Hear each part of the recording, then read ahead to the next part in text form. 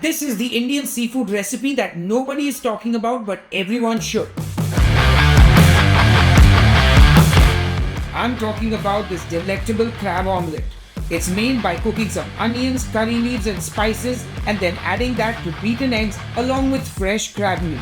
It's cooked to that crispy brown color that Indians just love their eggs to be, and it's a seafood lover's dream. Horns up and welcome to Meet India, my series where I take you on a culinary journey across the many states of India, showcasing the best meat and seafood this country has to offer.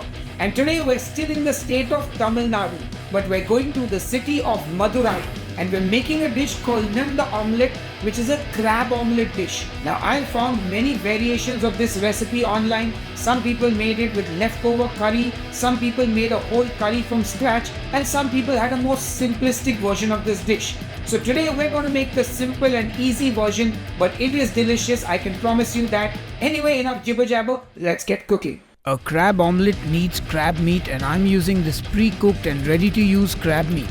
If you can't buy crab meat like this, you can buy a whole crab and just boil it and deshell and remove all the meat for this recipe. I'll also be using these little shallots called sambar onions, and if you can't find these where you live, a normal shallot or a red onion will do just fine. I get my pan on the stove and heat up some oil. To that I add the sliced shallots, a chopped green chili, some curry leaves, season with salt, and then fry that.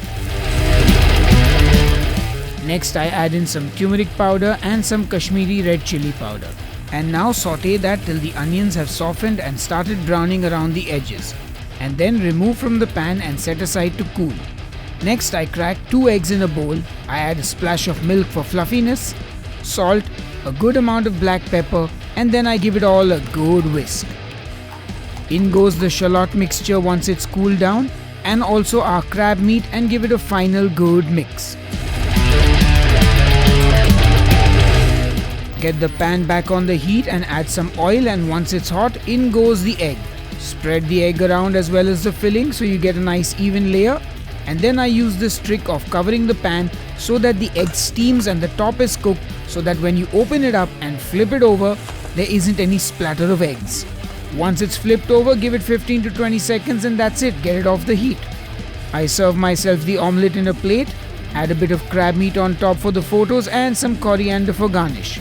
And our crab omelette from the state of Tamil Nadu is done and ready, and it looks fantastic. And us Indians don't mind the omelette being nice and brown in color. Anyway, gotta dive right into that omelette and ooh yeah. Anyway, time for the official taste test. Alright folks, it's time to taste the crab omelette, and I guess I'm going to be dining alone. So let's just dive right in. Wow. That is a super flavorful omelette. Obviously you get a lot of that curry patta flavor, which is upfront and delicious. And then the crab, which is very subtle and meaty. It's a really good dish. I definitely encourage all seafood lovers to try this dish. It's unique. It's very different from your standard omelette. And trust me, it's going to spice up your mornings or afternoons or evenings or nights, depending on when you eat it. I don't really have much else to say, except that this is... So, obviously you saw that I cooked the omelette to a fairly dark brown. And if you've ever traveled across India, especially on the trains, and you stopped, in the morning for an omelette pav, they throw the eggs on like a really hot tawa and it gets really nice and brown. And I quite like that.